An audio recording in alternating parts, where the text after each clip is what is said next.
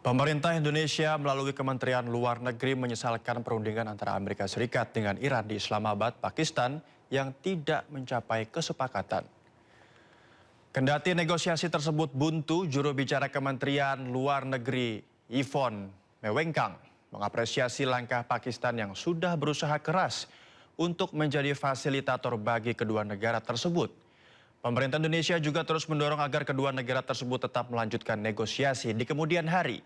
Yvonne menegaskan pemerintah Indonesia terus menyuruhkan kepada semua pihak di tengah proses perundingan damai agar bisa menahan diri dan tetap mengedepankan solusi dan dialog serta diplomasi, serta menghindari meluasnya efek konflik terhadap stabilitas dan perdamaian dunia.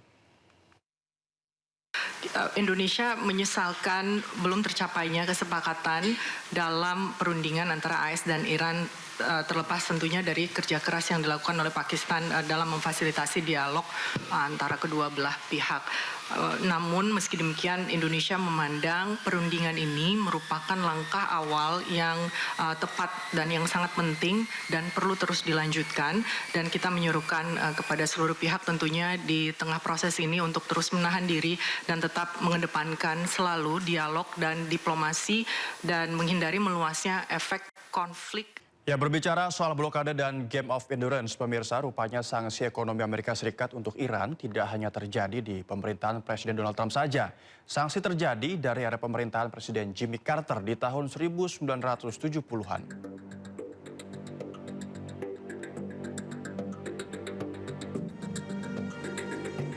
Di penghujung tahun 70-an, Amerika Serikat membekukan aset Iran 12 miliar dolar di era Presiden Jimmy Carter. Tahun 1987, Amerika melarang impor barang-barang Iran. Di masa Ronald Reagan, di tahun 1995, Amerika melarang perusahaan Amerika berinvestasi di perusahaan-perusahaan migas Iran oleh Presiden Bill Clinton. Di tahun 2002, Presiden George W. Bush memasukkan Iran dalam daftar label Axis of Evil karena dianggap mensponsori terorisme sehingga harus disanksi. Di masa pemerintahan Barack Obama, Amerika membekukan seluruh aset dan bank sentral Iran pada 2012. Dan tahun ini, Donald Trump melancarkan operasi Economic Fury sebagai sanksi untuk Iran. Presiden Amerika Serikat Donald Trump menyatakan bahwa meski Iran telah buka Selat Hormuz, namun blokade Amerika Serikat di selat tersebut tetap dilakukan. This will be a great and brilliant day for the world because Iran has just announced that the Strait of Hormuz is fully open and ready for business and full passage.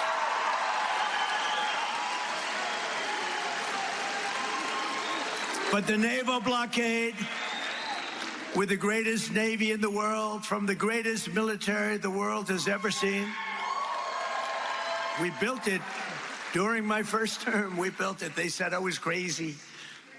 We weren't so crazy, were we? We'll remain in full force and effect as it pertains to Iran until such time as our transaction with Iran is 100%.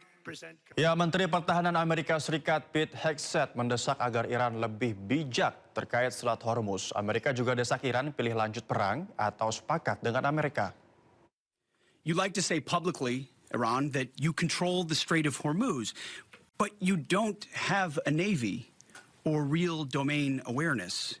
You can't control anything. To be clear, threatening to shoot missiles and drones at ships, commercial ships that are lawfully transiting international waters, that is not control. That's piracy. That's terrorism. But there is an alternative. As our negotiators have said, you, Iran, can choose a prosperous future, a golden bridge, and we hope that you do for the people of Iran. In the meantime, and for as long as it takes, we will maintain this blockade, successful blockade. But if Iran chooses poorly, then they will have a blockade and bombs drop. Ya, sementara itu perwakilan tetap Israel untuk PBB, Denny Danon menyebut tindakan Iran yang memblokir kapal serta memasang tarif bagi kapal yang melintas di Selat Hormuz adalah terorisme ekonomi. Hal tersebut disampaikan Denny saat konferensi pers PBB di New York, Amerika Serikat. Iran is trying to choke one of the world's most important waterways and turn it into weapons. They block ships, they harass them, then they name a price.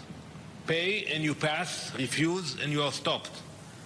That is not trade. That is economic. Di tengah gencatan senjata Israel-Lebanon, sebuah pertanyaan besar masih menggantung. Ambisi Perdana Menteri Israel Benjamin Netanyahu untuk mencapai visi Israel Raya masih terpampang nyata. Visi yang berakar dari penafsiran ekstrim kitab suci terus menjadi misi suci kelompok Zionisme untuk memperluas kekuasaan.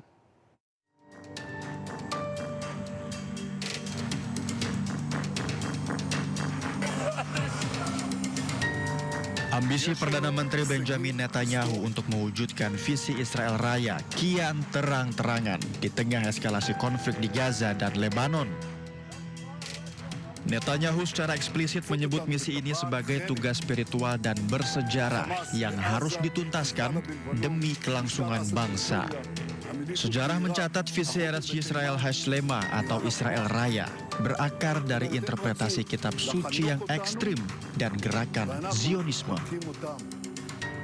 Visi ini bertujuan memperluas kedaulatan Israel dari Sungai Yordan hingga Laut Mediterania, bahkan melampaui batas-batas tersebut.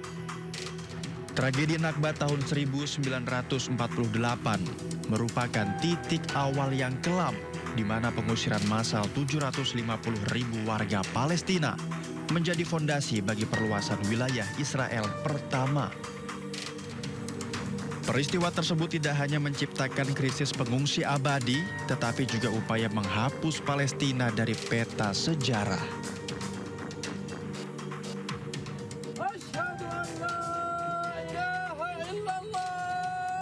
Keyakinan akan tanah tanpa rakyat untuk bangsa tanpa tanah terus digunakan untuk melegitimasi penghancuran identitas asli Palestina.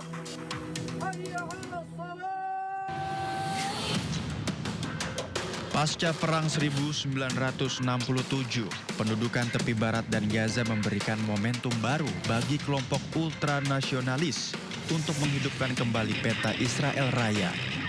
Netanyahu kini memanfaatkan dukungan dari faksi sayap kanan ekstrim dalam kabinetnya untuk mempercepat aneksasi wilayah yang masih tersisa. Dengan peta baru yang sering dipamerkan di forum internasional, Israel di bawah Netanyahu tampak sedang menghapus garis batas Palestina secara permanen. Kritik menyebut kebijakan ini secara sengaja menghapus peluang solusi dua negara dan memicu siklus kekerasan tanpa akhir.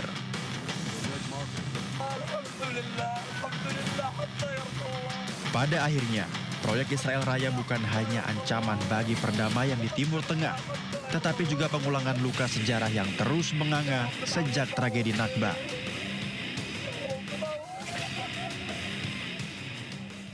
Ya, usai negosiasi gagal, Iran temui Pakistan bicara negosiasi baru untuk Amerika Serikat. Sejak pembicaraan awal berakhir tanpa kesepakatan pada minggu lalu, Iran terus bertukar pesan dengan Amerika Serikat melalui Pakistan dan kedua pihak belum menyetujui putaran selanjutnya.